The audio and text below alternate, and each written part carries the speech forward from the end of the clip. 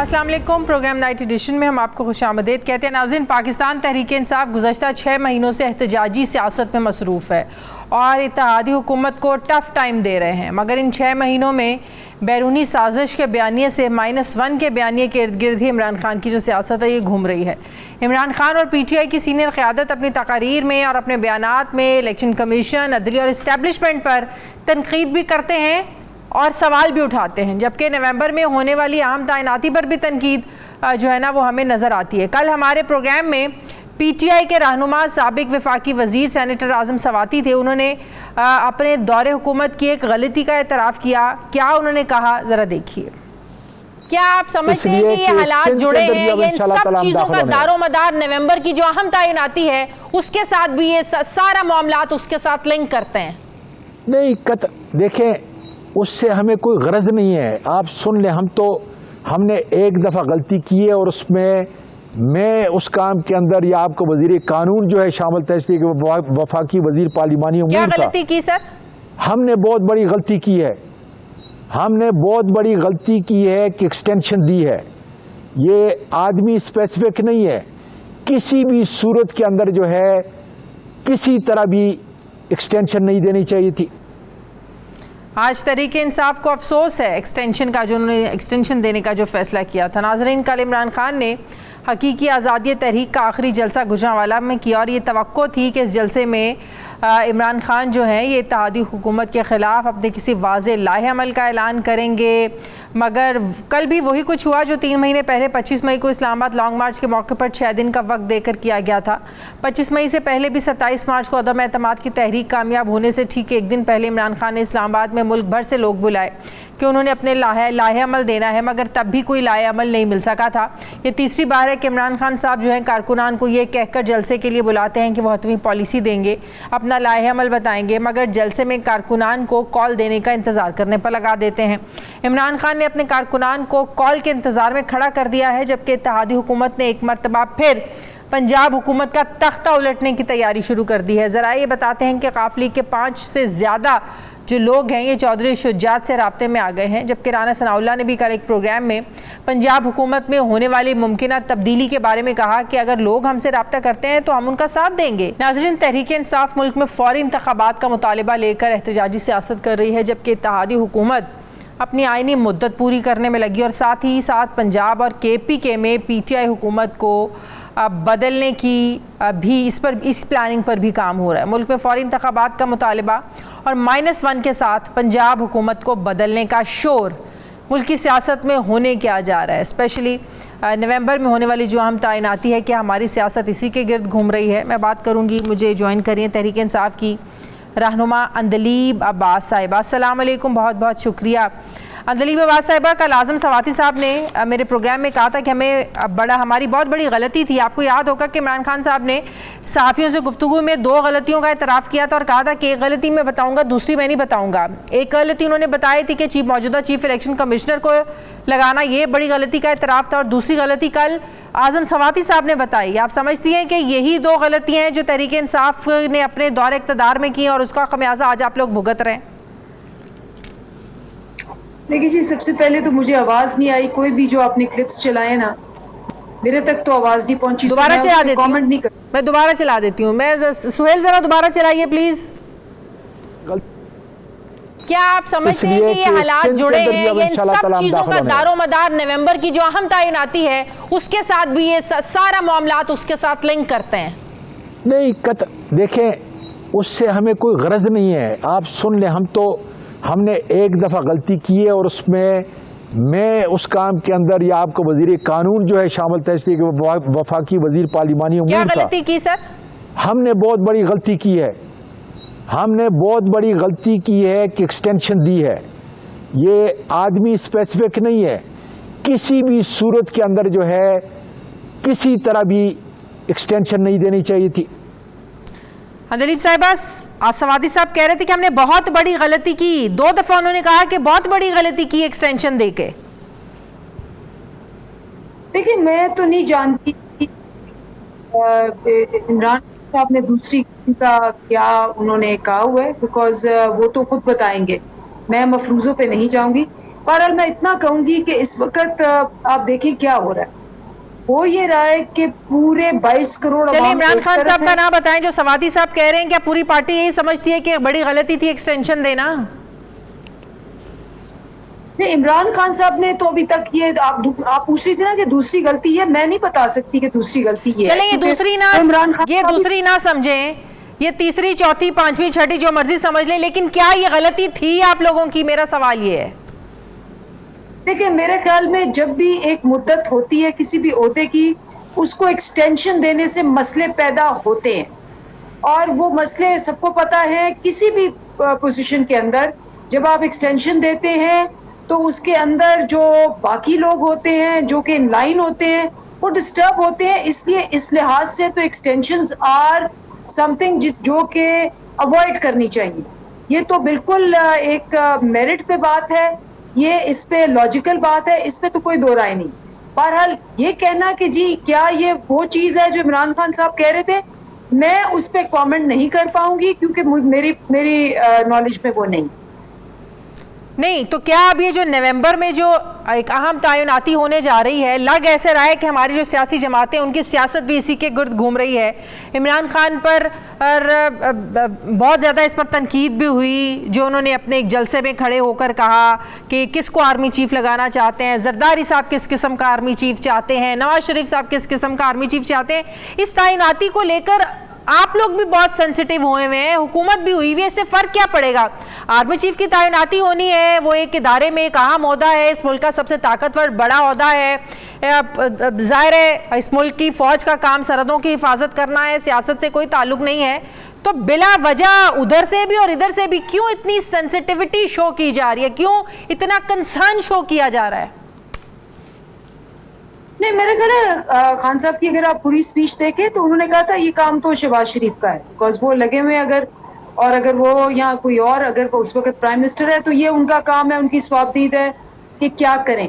Number 1। Number 2, कोई जो उनका कॉन्टेक्स्ट क्या था, जो इमरान खान साहब कह रहे थे उनका कॉन्टेक्स्ट ये था कि ये लोग सारे इनके केसेस आपको याद होगा कि 4700 केसेस का एनआरओ लिया था मुशर्रफ से और ये एनआरओ लेके वापस आए।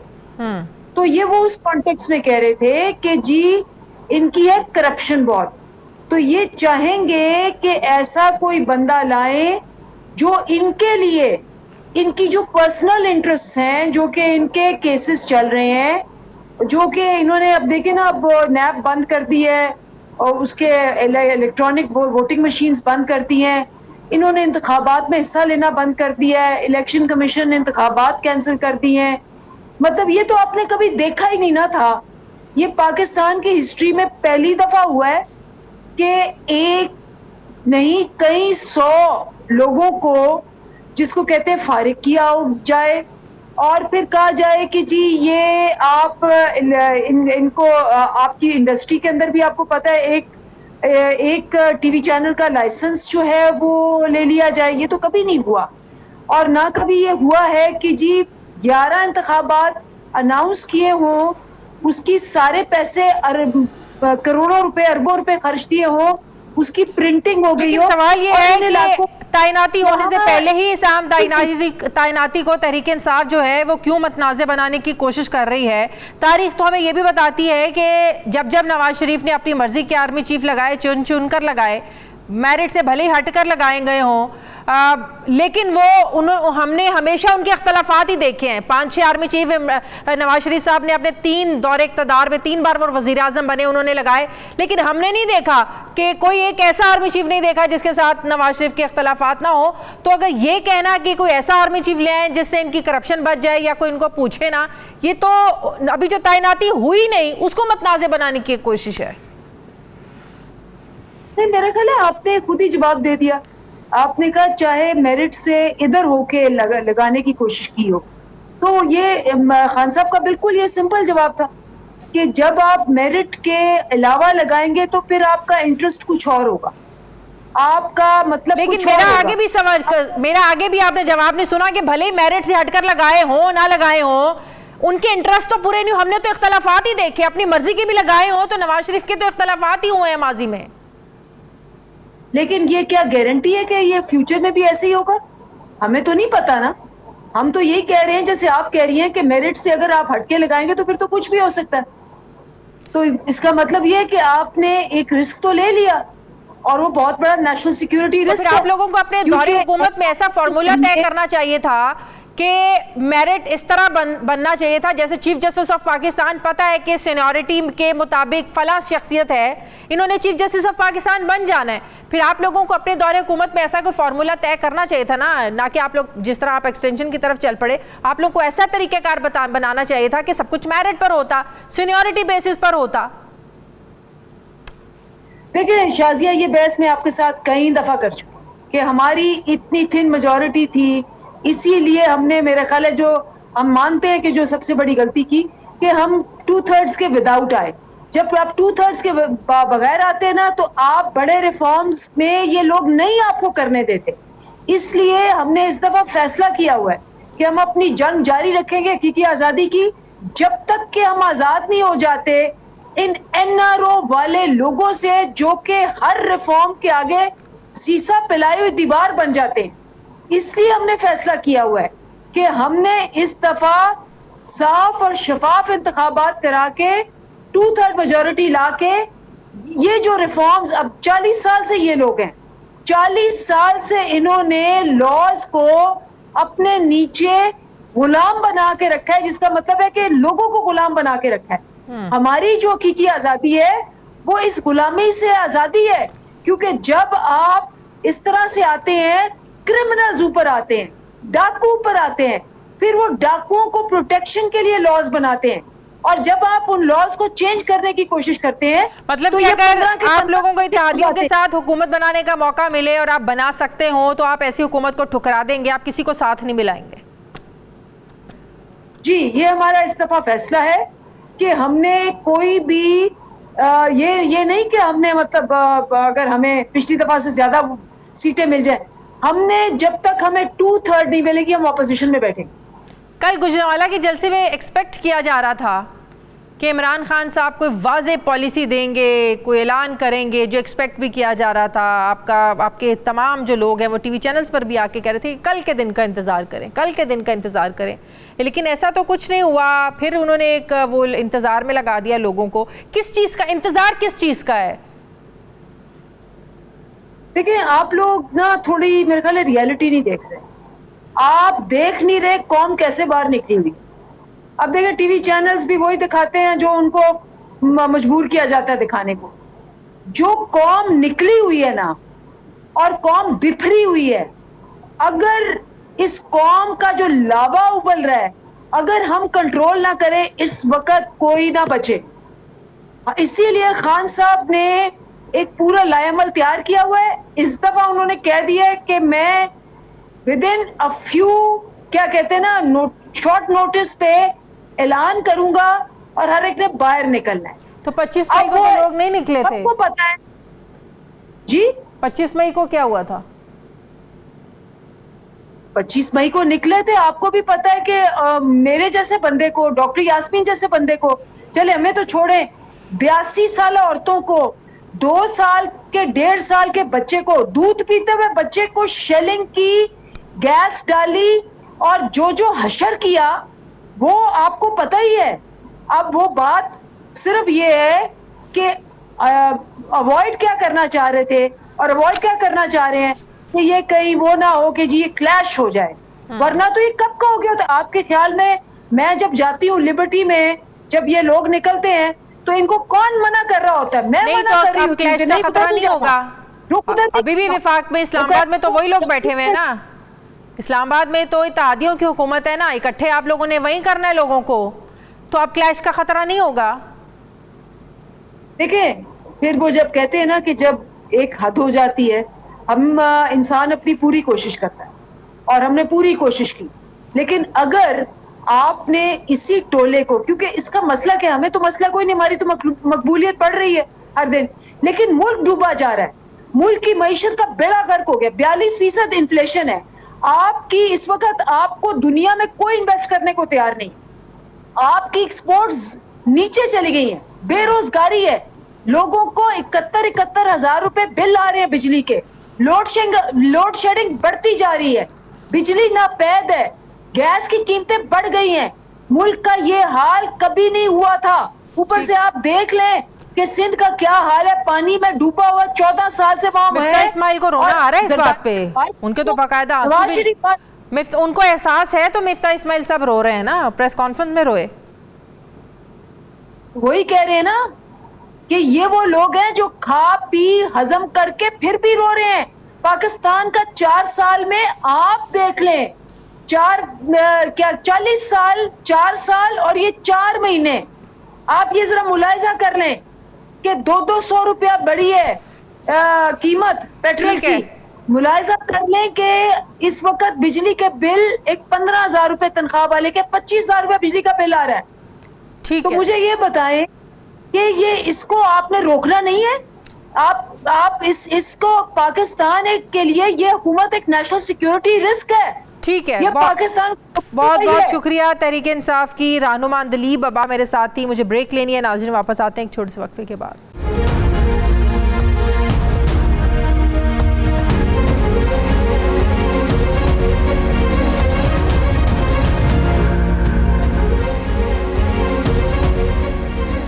ब्रेक के बाद एक बार फिर से आपको खुशामदीद कहते हैं। नाजरीन, इस वक्त इमरान खान और पाकिस्तान तहरीक इंसाफ बड़ी शदोमत से इलेक्शन कमीशन ऑफ पाकिस्तान और दीगर इदारों पर सवाल उठा रहे हैं।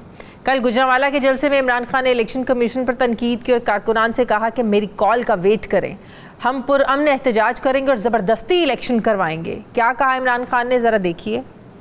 मैं चाहता हूं सारे मेरी तंजीमें सब तैयारी करें और आप तैयारी करें कि मैंने अब आपको कॉल देनी है और कभी भी मैं दे सकता हूं। मैं अपनी तैयारी कर रहा हूं और मैं इस नतीजे पे आ गया हूं, मेरी पूरी कौम तैयार बैठी। अगर साफ और शफाफ इलेक्शन ये नहीं करवाएंगे, पाकिस्तान की सड़कों पे आके पुरअमन एहतजाज करके यहाँ जबरदस्ती इलेक्शन करवाएंगे हम, क्योंकि हमें नजर आ रहा है कि इलेक्शन से भाग रहे हैं।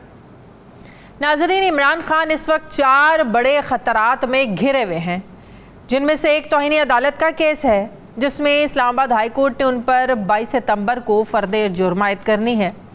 लेकिन कल के जलसे में इमरान खान ने कहा कि इस्लामाबाद हाई कोर्ट का जो भी फैसला होगा उन्हें मंजूर है। अदालत के एहतराम का तो उन्होंने कह दिया, मगर इलेक्शन कमीशन को वो आड़े हाथों ले रहे हैं।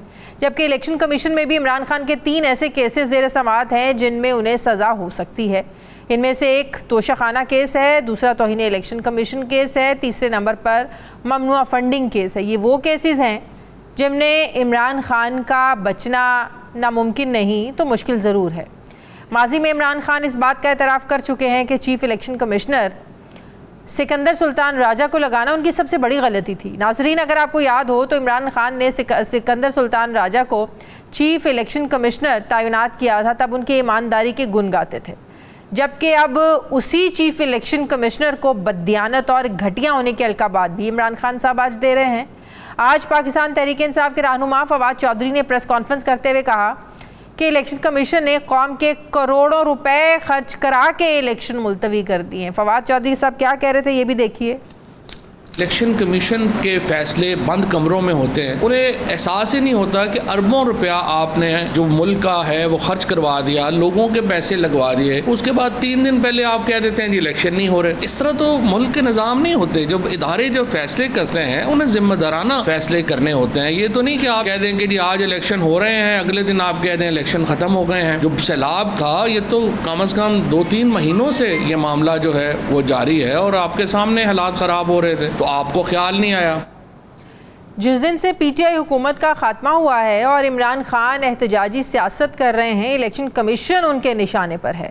हैरत की बात है कि पंजाब में 20 सीटों पर ज़िमनी इंतखाबात हों या कराची में डॉक्टर आमिर लियाकत पर खाली होने वाली नशिस्त के इंतखाबात, पाकिस्तान तहरीक इंसाफ को हर जगह कामयाबी मिली है, मगर फिर भी इलेक्शन कमीशन पर उन्हें एतराज़ है और चीफ इलेक्शन कमिश्नर को मुतनाज़ बना रहे हैं। इमरान खान साहब चीफ इलेक्शन कमिश्नर को क्यों मुतनाज़ बना रहे हैं, और सबसे बड़ी बात जो मैं भी कल से सोच रही हूँ कि ज़बरदस्ती इलेक्शन कैसे हो सकते हैं, मैं बात करूँगी। मुझे कंवर दिलशाद साहब ज्वाइन करें, साबिक सेक्रेटरी इलेक्शन कमीशन।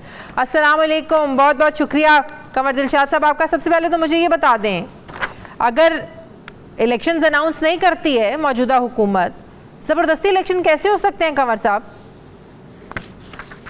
ज़ाहिर है ये सारे सियासी तौर पर अपने पब्लिक को मुहर्रक करने के लिए, मुतहर्रिक करने के लिए उन्होंने इमरान खान साहब ने कैंपेन चलाई हुई है। किसी दबाव के तहत तो पाकिस्तान में कहीं दुनिया के किसी मुल्क में भी इंतखाबात का अमल नहीं होता। सबसे पहली अहम बात यह है कि लॉ एंड ऑर्डर की सूरत हाल भी कंट्रोल में नहीं है, सलाब का मामला भी आ गया है। लेकिन एक और बड़े इमरान खान साहब ये चाहिए, अगर वो चाहते हैं कि इंतखाबात हो तो ये जलसे जुलूसों से तो इंतखाबात का अमल नहीं सामने आएगा। एक वो खुद मुज़ाकरात कर लें और राउंड टेबल कॉन्फ्रेंस करें और सबके बाद ये कहें कि हम बैठ के फैसला करते हैं, तो सुबह खैर पख्तूनख्वा की हुकूमत को भी लोग अपनी मौत अपना तहरीर कर दें, यानी सूबाई असम्बली तहरीर कर दें, पंजाब की भी तहरीर कर दें, और वफाक में जो है वो शहबाज शरीफ कहा जा रहा है कि बैकडोर इनके बातचीत चल रही है इस सारे प्रोग्राम को लेकर। तो बातचीत से ठीक है, अगर ये सारे बैठ के फैसला कर लें कि भाई हमने ये सारी असम्बलियाँ डिसॉल्व कर देनी है, सिंध की भी कर देनी है, बलूचिस्तान की भी कर देनी है, तो फिर इंतखाबात तो अक्टूबर में हो सकते हैं। नहीं, मसला वो ये कह रहे हैं कि मौजूदा हुकूमत नहीं कराना चाहती ना, जो इस वक्त एक मोमेंटम बना हुआ है इमरान खान का, उनकी मकबूलियत का, जिस तरह जलसों में अवाम उमड़ कर उनके जलसों में आ रहे हैं, तो वो समझते हैं इमरान खान पूरी तहरीक इंसाफ ये समझते हैं कि अगर इसी मोमेंटम के साथ फौरी इंतखाबात हो जाते हैं तो 2/3 लेने से उन्हें कोई नहीं रोक सकता, और मौजूदा हुकूमत इसी का खौफ है, और शायद इसी खौफ की वजह से जो है वो इलेक्शन मुलतवी करवाए गए जो 9 हल्कों में होने थे। नहीं, सबसे बड़ी अहम बात यह कि जब तक इत्तेहादी गवर्नमेंट जो है फेडरल गवर्नमेंट बैठ के फैसला नहीं करती, तो इस तरह से तो ये इलेक्शन नहीं होने। ये इलेक्शन तो हमें जो नज़र आ रहा है ये मार्च 2023 में तो नज़र आ रहा है कि इलेक्शन हो जाएंगे, और ये तो मामले हमारे सामने भी आ रहे हैं। लेकिन सबसे बड़ी अहम बात ये जो एतराज़ात लगा रहे हैं कि इलेक्शन मुलतवी हो गई। इलेक्शन मुलतवी होने की पीछे पस मंज़र ये है कि इलेक्शन कमीशन ऑफ पाकिस्तान ने वज़ारत दाखिला को ख़त लिखा अपने आर्टिकल 220 के तहत कि आप हमें अपने रेजर दें, आर्मी दें, ताकि हम तो पोलिंग स्टेशनों पर जो है उसकी ऐसा तरीका होता है, हमेशा आर्मी तलब की जाती है, रेंजर तलब की जाती है।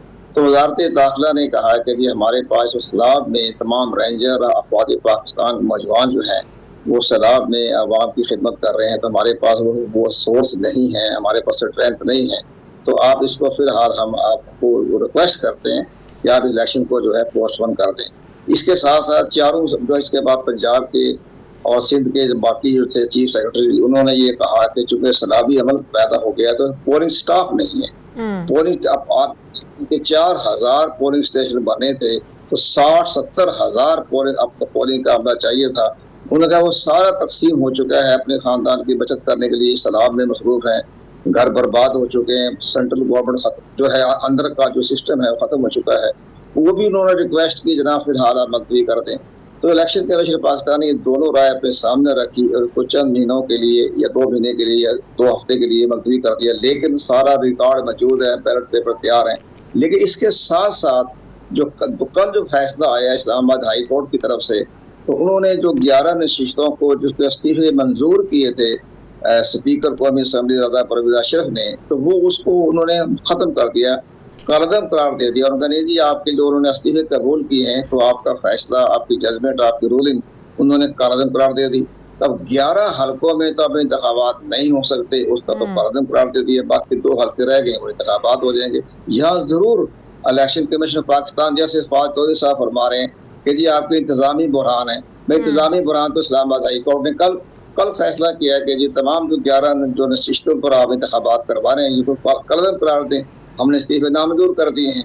तो अब इसमें इलेक्शन कमीशन का इंतजामी बुरहान कहाँ से आ गया? लेकिन इमरान खान साहब चीफ इलेक्शन कमीशन के पीछे क्यों पड़े हुए हैं, हाथ धो के पीछे पड़े हुए हैं? कभी उन्हें परसों उन्होंने एक टीवी को इंटरव्यू दिया और ऐसे अल्फाज इस्तेमाल किए जो मुझे भी अच्छा नहीं लग रहा कि मैं इस तरह के अल्फाज इस्तेमाल करूं। उनके पीछे क्यों पड़े हुए हैं चीफ इलेक्शन कमिश्नर के? वो सबसे 6 महीने से पड़े हुए हैं, एक साल हो गया वो पीछे फॉरेन फंडिंग केस है। फॉरेन फंडिंग का केस जब आया तो इमरान खान साहब ने अपने इंतहाई गहरे ट्रस्ट वर्दी दोस्तों के जरिए इलेक्शन कमीशन पर दबाव डाला कि वो उनसे खुफिया मुलाकात करना चाहते हैं। उस पर ही चीफ इलेक्शन कमीशन ने इनकार कर दिया कि हम खुफिया मुलाकात करने के रवादार नहीं, आप तशरीफ ले आएँ, मेंबरों के सामने बैठ के बात कर लें। तो वहाँ से इनकी जो है वो तनाव पैदा हो गया कि चूंकि फॉरेन फंडिंग केस के बारे में इलेक्शन कमीशन के दबाव में नहीं आया। अब सबसे बड़ी अहम बात मैं आपको ये खबर देता हूँ, अभी जो चंद रोज पहले जब उन्होंने चीफ इलेक्शन कमीशन, जो आपने भी इशारा किया गुजरांवाले में, जो खिताब ने चीफ इलेक्शन कमीशन पर तनकीद का निशाना बनाया, वो जो लफ्ज़ इस्तेमाल घटिया का लफ्ज़ इस्तेमाल किए, तो इलेक्शन कमीशन पाकिस्तान कल जो है उनको एक नया फ्रेश यानी बिल्कुल एक शो का नोटिस जारी कर रहा है। अच्छा। उस शो का नोटिस कर रहा है कि आपने ये बात कही है, वो शो का नोटिस नया फ्रेश नए इल्जाम के ऊपर। तो ये तो हालात खराब हो रहे हैं। बाकी रह गया मतलब इस्लामाबाद कि एक और तौहीन इलेक्शन कमीशन का केस चलने जा रहा है इमरान खान साहब पर। ज़ाहिर है बहुत बड़ा अहम कल उन्होंने रेफरेंस जो है दाखिल कर देना है और उस पर उन्होंने कहना है कि भाई आपने जो इलेक्शन कमीशन पाकिस्तान पर जो हमला किया है तो उसके ऊपर उन्होंने शदीद अटैक कर दिया। उन्होंने बाकायदा इसके ऊपर उन्होंने कल ये परसों जो है उसको बाकायदा नोटिस जारी हो जाएगा कि आपने नए सिरे से हमारे ऊपर। अच्छा, एक और चीज़ बताएं कमर दिलशाद साहब कि इस वक्त इमरान खान साहब पर तोशा खाना का केस चल रहा है, ममनुआ फंडिंग को लेकर चल रहा है, फिर इस्लामाबाद में तौहीन अदालत का केस है। आप समझते हैं कि इस्लामाबाद तौहीन अदालत का केस ज़्यादा ख़तरनाक साबित हो सकता है या इसमें ज़्यादा नाअहली के चांस है बनिस्बत जो इलेक्शन कमीशन में उनके खिलाफ केसेस चल रहे हैं?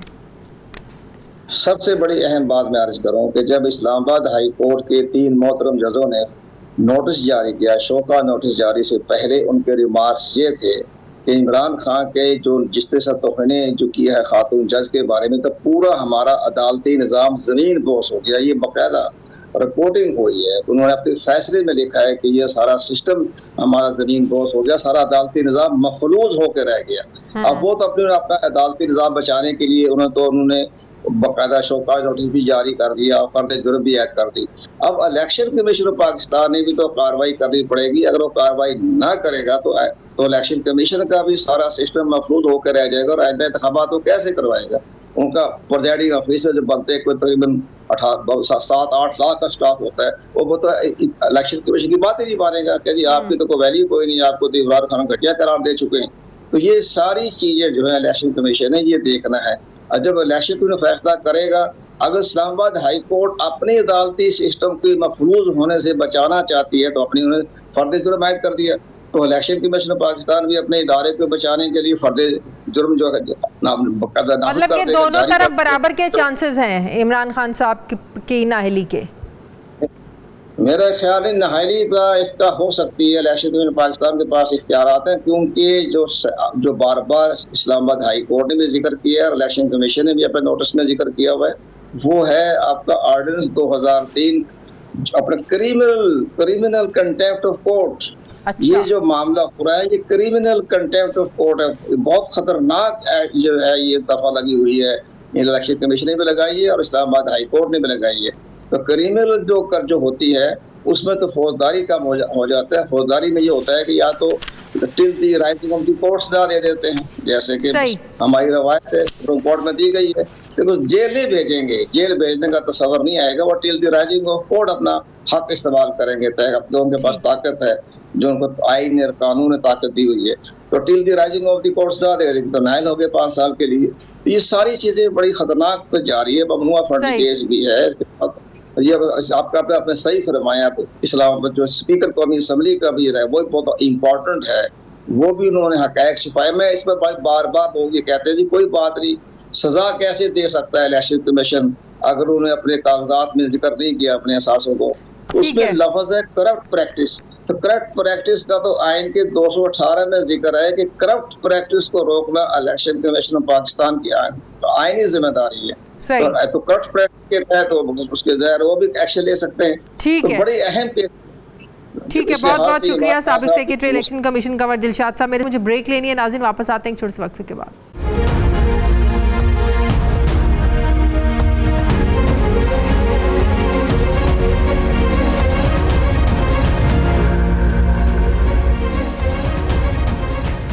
ब्रेक के बाद एक बार फिर से आपको खुशामदीद कहते हैं। तज्ज़ियाकार औरिया मकबूल जान साहब मुझे ज्वाइन कर रहे हैं। अस्सलाम वालेकुम, बहुत बहुत शुक्रिया औरिया साहब आपका। औरिया साहब, इस वक्त जिस तरह लोगों को चार्ज किया हुआ है तहरीक इंसाफ ने, इसमें कोई शक नहीं है बड़ी तादाद में जलसे हो रहे हैं इमरान खान साहब के, लोग उमड़ कर इमरान खान साहब के जलसों में आते हैं, बड़ी तादाद होती है लोगों की। लेकिन इस वक्त जो हमारी मईशत के हालात हैं, क्या ये मुल्क मुतहम्मिल हो सकता है किसी लॉन्ग मार्च के? मुल्क में हंगामे जो हैं वो शुरू हो जाएं, फसाद शुरू हो जाए। जाहिर है ये लोग जिस तरह 25 मई के हालात किसी को भूले तो नहीं है, जिस तरह लोगों को रोकने की कोशिश की थी। क्या मौजूदा हालात में ये मुल्क मुतहमिल हो सकता है कि इस तरह के कोई दंगे फसाद या इस तरह के कोई हंगामे शुरू हो जाए यहाँ पे? देखिए, पहली बात तो ये है कि जो लोग हेल्म ऑफ अफेयर से बैठे हैं, ये तो उनका काम है सोचने का कि वो प्रोवोकेट न करें। मईशत की जिम्मेदारी तो हुकूमत पे होती है, अपोजिशन पे तो नहीं होती। मईशत की जिम्मेदारी उन लोगों पे तो कभी भी नहीं होती कि जो जुलूस निकाल रहे हैं, जलसे निकाल रहे हैं। सबसे बड़ी बात है कौन प्रोवोकेट कर रहा है, क्यों निकलेंगे वो लोग। जाहिर बात है आपको छेड़ेंगे तो निकलेंगे ना, खुद ब खुद तो नहीं निकल आएंगे। आपने केसेस चलाएंगे तो निकलेंगे। आपको अगर एहसास हो तो आप इस किस्म के पंगे ना लें। आपको अगर मईशत का एहसास हो तो आप पुरानी नहीं, जो आपने बात की केसेस चलाएंगे तो लोग निकलेंगे, केसेस क्या नून लीग पर नहीं चले, केसेस क्या पाकिस्तान पीपल्स पार्टी पर नहीं चले, केसेस ये तो कानून के मुताबिक चल रहे हैं ना। अगर पाकिस्तान पीपल्स पार्टी और नून लीग इस काबिल होती तो यकीनन निकलते। इमरान खान के पीछे क्राउड है, ये असेसमेंट होती है एडमिनिस्ट्रेशन की। हम भी एडमिनिस्ट्रेशन में जिंदगी गुजारी है, हमें पता होता है कि कौन सी पार्टी कितने जुलूस निकाल सकती है, उसी हिसाब से। तो इमरान खान जलसों में खड़े होकर किसी जज को धमकी दें और उस पर कानून कार्रवाई भी ना करे और लोग पीछे आकर खड़े हो जाए तो ये भी चीज जस्टिफाई है, ये कह रहे हैं आप? देखें, पाकिस्तान में 22 करोड़ अवाम रोज अदालत में खड़े होकर जजों को धमकियां देते हैं, कंटेम्प्ट होती है। तो इस लेवल का लीडर भी अगर वो करना शुरू कर देगा एक आम आदमी में और इस लेवल के लीडर में क्या फर्क रह जाएगा? और ये सब देखिए, मैं ये नहीं कहता हूँ। पहली बात तो ये है कि आपने क्या किया अदालत में। लीडर तो सारे करते आ रहे हैं ना, एक नहीं कर रहा, 50 भी करते हैं। मैं 10 एग्जाम्पल दे सकता हूँ। लेकिन मतलब यह है कि आपने क्या किया उस लो डीजीटी को आपने इज्जत देने के लिए। आपने अब तक क्या किया? आप मुझे ये बताइए। मैंने 6 साल डिस्ट्रिक्ट मजिस्ट्रेट और 3 साल मैंने सेक्रेटरी मजिस्ट्रेट गुजारे हैं। मैं लोअर जुडिशरी का हिस्सा रहा हूं। आपको अगर मईशत का जरा सा ख्याल हो तो आप रुक जाएं। आपने मरियम नवाज ने कहा कि ये जो है अपना ये जो बेंच फिक्सिंग है, आप रुक गए। यहां नहीं रुक सकते, लेकिन आपको मईशत का ख्याल ही नहीं। आप चाहते हैं हंगामे हो, मुल्क की मईशत खराब हो, आप केस खिलाते हैं। आपको ख्याल नहीं है ना पाकिस्तान का। मईशत जिम्मेदारी हुकूमत की होती है, अपोजिशन की नहीं होती। नहीं तो वही तो मैं आपसे सवाल कर रही हूँ कि आज शहबाज शरीफ हो, शाहिद खान अब्बासी हो, ख्वाजा आसिफ हो, राना सनाउल्लाह हो, इन पर केसेस नहीं चले, इन्होंने जेलें नहीं भुगती। मैंने आपसे अर्ज किया ना कि मोमेंटम टेम्पो देखा जाता है। जिस वक्त नवाज साहब के ऊपर केस चले थे उस वक्त किसकी हुकूमत थी? शाहिद खान अब्बासी की। शाहिद खान अब्बासी वजीर आजम थे, उन्होंने जुलूस निकाला, बकायदा गवर्नमेंट की प्रोटेक्शन थी, बकायदा एक वजीर जो था। आपको पता है कि एसपी की ड्यूटी होती थी, कमिश्नर की ड्यूटी होती थी। लेकिन कौम के पीछे खड़े होने का ये मतलब तो नहीं है कि आप अबव द लॉ हैं और आपको हर चीज से इस्तिस्ना हासिल है। नहीं, मैंने कब कहा है अबव द लॉ? लॉ की इक्वली ट्रीट होना चाहिए ना आपको। फिर मसला ये नहीं है, आप इक्वली ट्रीट करें। लोग क्यों उठते हैं? लोग देखा, आपको जब पता चल जाए कि इस वक्त पब्लिक रिएक्शन ये है तो आप नहीं करते। आपको पता चल जाए कि फलां चीज से एक फसाद पैदा होना है, आप जानबूझ के कार्रवाइयां करेंगे कि आजकल फसाद हो। आपको अंदाजा है कि लोग उठेंगे, लोग चार्ज हैं। आपको सबसे पहले रिस्ट्रेन करना चाहिए। आप जब मईशत ठीक हो जाए केस चला लें। केस तो खत्म नहीं होता ना, आप 6 महीने बाद केस चला लें। जल्दी किस बात की है?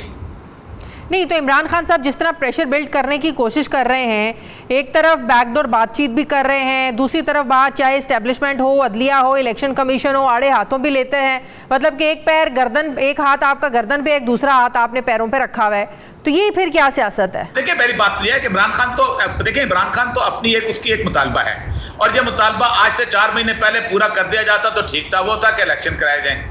वो जब ये मुतालबा इमरान खान का नहीं है, ये नून लीग का मुतालबा 4 साल से चला आ रहा है। ये पीडीएम का मुतालबा मौलाना फजल रहमान का इलेक्शन के अगले दिन से चला आ रहा है। ये महमूद खान अचकजई का इलेक्शन के 2 दिन के बाद से चला आ रहा है। ये इमरान खान का कोई नया मुतालबा तो नहीं इलेक्शन कराने का। अगर आज से 4 महीने पहले इलेक्शन करा दिए जाते तो मसाइल और होते। बिल्कुल ठीक है, बहुत बहुत शुक्रिया। और मकबूल जान साहब मेरे साथ थे, तज्जियाकार। शुक्रिया आपका। मुझे ब्रेक लेनी है नाज़रीन, वापस आते हैं एक छोटे से वक्फे के बाद।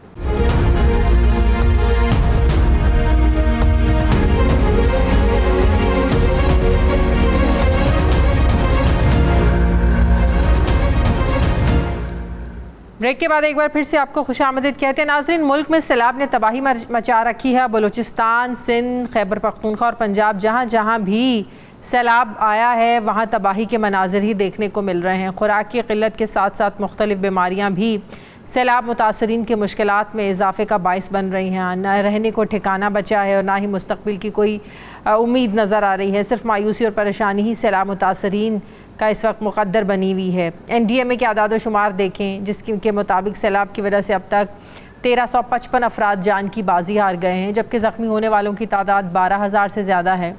5.5 लाख मकानात मुकम्मल तौर पर तबाह हो चुके हैं। 12,000 से ज़ायद मकानात को जुज़वी नुकसान हुआ है। 7.5 लाख मवेशी सैलाब की पानी की वजह से मर गए हैं, जबकि 3.5 करोड़ से ज़ायद अफराद बेघर हो चुके हैं। एक रिपोर्ट के मुताबिक सैलाब की वजह से 55 लाख एकड़ ज़रई रकबा मुतासर हुआ है। इन सारे नुकसानात के बाद पाकिस्तान में मुस्तक़बिल के जो ख़तरात हैं उनमें सबसे ज़्यादा जो ख़तरा नज़र आता है वो है खुराक का बहरान जन्म न ले ले। अक़वाम मुत्तहिदा ने तमाम नुकसानात की मद में दुनिया से पाकिस्तान के लिए $160 मिलियन की अपील कर रखी है। ताहम अक़वाम मुत्तहिदा के जनरल सेक्रेटरी ने हालिया दौरे के बाद ये कहा है कि सैलाब से होने वाले नुकसान को पूरा करने के लिए अकेले पाकिस्तान के वसाइल से मुमकिन नहीं होगा, जबकि उन्होंने ये भी कहा कि पाकिस्तान अमीर ममालिक की पैदा करदा आलूदगी से बराह रास्त मुतासर हो रहा है। अमरीका की अगर हम बात करें तो अमरीका ने सैलाब मुतासरीन के लिए पहले $3 करोड़ इमदाद दी, मगर सैलाबी नुकसान की रिपोर्ट्स को देखते हुए $2 करोड़ की मज़ीद इमदाद देने का भी ऐलान किया।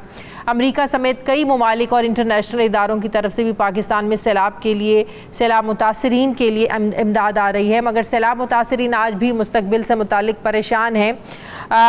अमरीका से डेमोक्रेटिक रहनुमा ताहिर जावेद भी अमरीकी वफ़द के साथ यहाँ पर आए, मुलाकातें की और उन्होंने लोगों की लिए इमदाद का भी ऐलान किया। मेरे साथ इस प्रोग्राम में मौजूद हैं, लाहौर में ही हैं। अस्सलाम वालेकुम, बहुत बहुत शुक्रिया ताहिर जावेद साहब आपका। ताहिर जावेद साहब ने पहले स्टूडियो आना था, लेकिन पता चला आपकी तबीयत ख़राब हो गई और आप स्टूडियो नहीं आ सके। बहुत शुक्रिया आपने प्रोग्राम को ज्वाइन किया ताहिर जावेद साहब। ताहिर जावेद साहब, पूरी दुनिया देख रही है इस वक्त जो सैलाब की तबाहकारियाँ हैं पाकिस्तान में। ये जो इनिशिएटिव था अमरीकी वफ़द का, ये आपकी तरफ से रब्ता किया गया कि पाकिस्तान जाना चाहिए, लोगों को देखना चाहिए, हालात देखने चाहिए, मदद करनी चाहिए, या उधर से इनिशिएटिव आया? नहीं, ये देखें, शीला जैक्सन ली जो है वो हम लोग काफ़ी टाइम से उनका एक विजिट यहाँ पे इन बिटवीन, जब उसके लिए कोई डेट स्केड्यूल को देखा जा रहा था कि कहाँ से, साथ में और वफद के मेंबर्स को भी इकट्ठा करना था, तो वो ये 3-4 लोगों को इकट्ठा करना, टाइम देखना, फिर यहाँ से टाइम मांगना, तो चल रहा था काफ़ी टाइम से।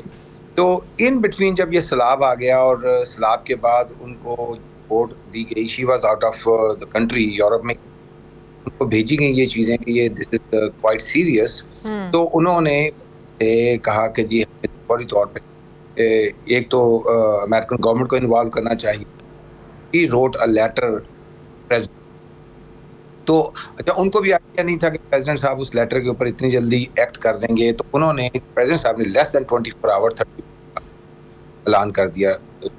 So she was still outside the country, तो उन्होंने वहाँ से फिर करके मुझे बोला कि मैं प्रिपेयर कर travel arrangement, as soon I land back which is next day I will be leaving. तो वो जैसे ही उतनी 2 घंटे बाद की फ्लाइट पकड़ी और इन बिटवीन ही बाकी कांग्रेसमैन उनको इनवाइट किया गया कि भी आप भी। अच्छा, उसमें एक दूसरा टॉम सोजी मुल्क से बाहर था, आई बिलीव कि अफ्रीका के किसी मुल्क में था, उसने वहीं से रीड आउट कर लिया, वो वापस अमेरिका नहीं। और जो कांग्रेसमैन था उसको अरेंज करते हुए एक एक्स्ट्रा दिन लग गया, तो ही डे आफ्टर। तो ये इतनी अफरा तफरी और अर्जेंसी के अंदर इसका प्रोग्राम हुआ। पाकिस्तान के लिए क्या पैकेज लेके आया अपने ताई अमरीकी वफ़द जो आप आए जिस वफ़द के साथ? जब आए थे $30 मिलियन की जो प्रेसिडेंट साहब की जो थी उसके वही पैकेज था, लेकिन मेन उसके वहाँ पे प्रेस कॉन्फ्रेंस अमेरिका में इस रेज किया था कि अकॉर्डिंग टू द मैग्नीट्यूड और साइज ऑफ डैमेजेस, ये $30 million is not appropriate number.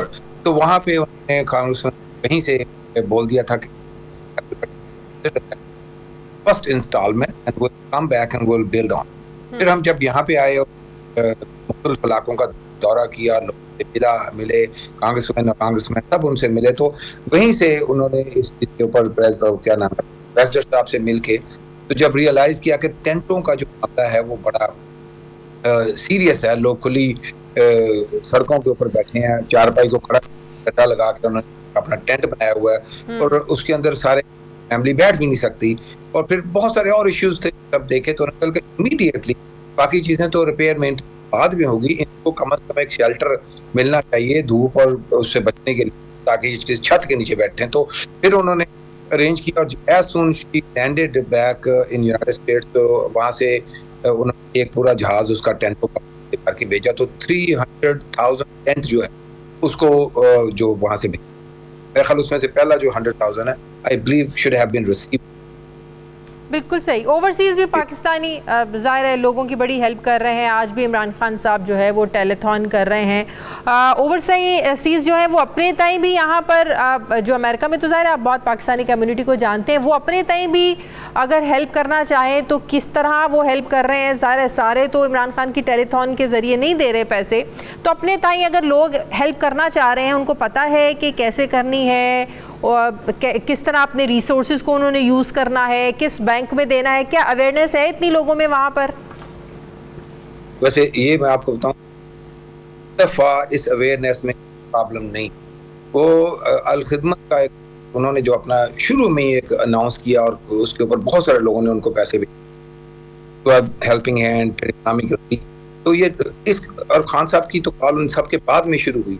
तो अब ये है कि पंजाब गवर्नमेंट और केपी के गवर्नमेंट का भी जो नंबर और उनके अकाउंट वहाँ पे फ्लोट कर रहे हैं, तो ये तकरीबन 5-6 अकाउंट्स हैं जिससे लोग डायरेक्टली डाल भी रहे हैं, फिर इकट्ठा करके भी डाल रहे हैं। तो आई बिलीव कि एज सच इसमें जो एक इस दफा लोगों को ये नहीं पूछना पड़ा एक दूसरे को कॉलिंग करके कि मैं कहाँ पे भेजूं, तो ये एक आई बिलीव इसमें मैं बिल्कुल बोलूंगा कि ये जो पिछली गवर्नमेंट में जो एक सवालात उठते रहे हैं ना, अब देखें अक़वाम मुत्तहिदा के जनरल सेक्रेटरी पाकिस्तान आए और प्राइम मिनिस्टर को ये कहना पड़ गया कि हम आपको एश्योरिटी दिलवाते हैं कि बिल्कुल ये सही तरीके से फ़ंड्स में इस्तेमाल होंगे, मतलब कि वजाहतें दे रहे थे। मुझे नहीं समझ आया कि वजाहतें देने की ज़रूरत क्या पेश आई।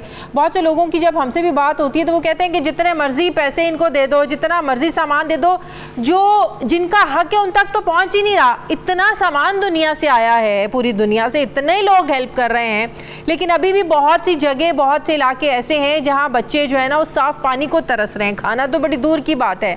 तो ये इनसिक्योरिटीज हैं क्या बाहर भी लोगों में एड देने के हवाले से? देखें जो यहाँ पे आए थे ना, उन सब they all are connected with the diaspora, तो डायस्पोरा के लोगों ने वहां से ये रेज किया, बल्कि कुछ लोग वहां से आए भी, तो डॉक्टर राज ने raise in front of the officials की ट्रांसपेरेंसी का ऊपर बढ़ाई और कांग्रेस को पिकअप की। तो उसके साथ प्राइम मिनिस्टर साहब ने और आर्मी चीफ ने भी बोला कि टॉप नॉच जो अकाउंटिंग फर्म्स हैं उनसे ऑडिट कराएंगे और इसकी रिपोर्ट पेश करेंगे सारी दुनिया। लेकिन ऑब्वियसली आपकी जो बात है, मैं रिपोर्ट करता हूँ कि इस वक्त जो सैलाब का साइज है उसके सामने एड या हेल्प या ऐलानात उस लेवल के नहीं होंगे। This is very sad. और उसको ना होने की रीजन ये नहीं है कि ये जो इस वक्त जो लोग डूब रहे हैं इनसे कोई प्रॉब्लम उनसे है जिनको दिया जा रहा है। अच्छा, तो इसका मतलब आप ये समझ रहे हैं ओवरसीज में भी ये थिंकिंग है, एग्जिस्ट कर रही है, ये रीजन है सबके पीछे कि इस बार उतनी हेल्प नहीं मिल रही है। 2010 से बड़ा सैलाब है, बड़े पैमाने पर लोगों का जानी नुकसान हुआ है, बड़े पैमाने पर मौशी नुकसान हुआ है, बड़े पैमाने पर नुकसान हुआ है रादर देन 2010 के।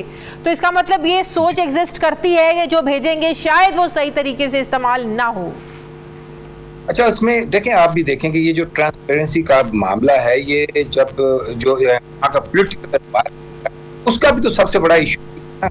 यही तो वो दर्स है जो कई सालों से लोगों को दिया गया और उसका असर है। मुझे बहुत ज्यादा अफसोस हो रहा है कि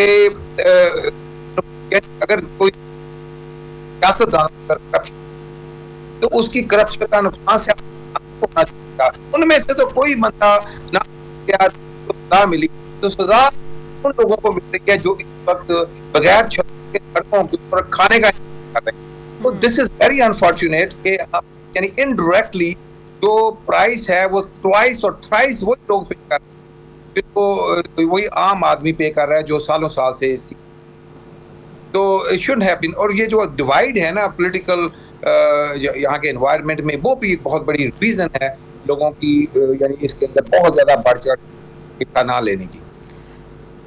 ठीक है, एक आखिरी मुझे पॉलिटिकली एक ज़रा सवाल पूछना चाहती हूँ कि पाकिस्तान में इस वक्त जो पॉलिटिकल सिचुएशन है, एक तरफ महंगाई है, एक IMF का प्रेशर है, फिर इमरान खान साहब की सियासत है, फिर अमरीकी साजिश को लेकर एक बयानिया है, क्या अमरीकी थिंक टैंक्स जो हैं या अमरीकन सियासतदान जो हैं, वहाँ के अहदेदारान जो हैं, वो कितना कंसर्न रखते हैं अगर उनका नाम लिया जाता है साजिश के हवाले से या मौजूदा हालात का जिम्मेदार ठहराया जाता है, जो आज भी इमरान खान साहब ठहराते हैं, तो कितना कंसर्न है अमेरिका में पाकिस्तानी पॉलिटिक्स और इन हालात को लेकर? अमेरिका में कोई कंसर्न साजिश के हवाले से, अमेरिका में जो थोड़ा बहुत कंसर्न है पॉलिटिकल एनवायरनमेंट, ये पूछते भी यहाँ की लीडरशिप से पूछा कि हम लोग किसी भी वक्त कभी भी कोई आफत आती है या कोई डेवलपमेंट का प्रोजेक्ट या कुछ और चीज़ होती है तो हम पाकिस्तान के साथ खड़े होते हैं और इनका साथ देते हैं। लेकिन यहाँ पे जब भी कोई एंटी अमेरिकन स्लोगन रेज किया जाता है या शुरू किया जाता है तो बहुत सारी पॉपुलेशन उसके पीछे लग जाती है। तो इसका क्या हल है, इसको क्या किया जाए, लोग why they like that slogan. उसमें सबसे अच्छा जवाब जो उनको दिया था वो कि आप हमारी हेल्प करें, यहाँ का एजुकेशन यूनिवर्सिटीज लाएं और लोगों को दिखाएं यहाँ के, और बच्चों को इकट्ठे का मौका मिले तो उनको पता चले दोनों की पॉलिसीज क्या है, तो कोई इशू नहीं है। तो ये मतलब उनको बड़ा एक टेक्निकली ये बड़ा एक अच्छा जवाब था कि भी आम पब्लिक को इंटरेक्ट करने, तो शायद आपके साल हो जाए। ठीक है, बहुत बहुत शुक्रिया ताहिर जावेद साहब मेरे साथ थे, थैंक यू वेरी मच। हमारे प्रोग्राम ख़त्म हो गया नाज़रीन, फीडबैक ज़रूर दीजिएगा, अपना ख्याल रखिएगा, मुझे इजाज़त दीजिए, अल्लाह हाफ़िज़।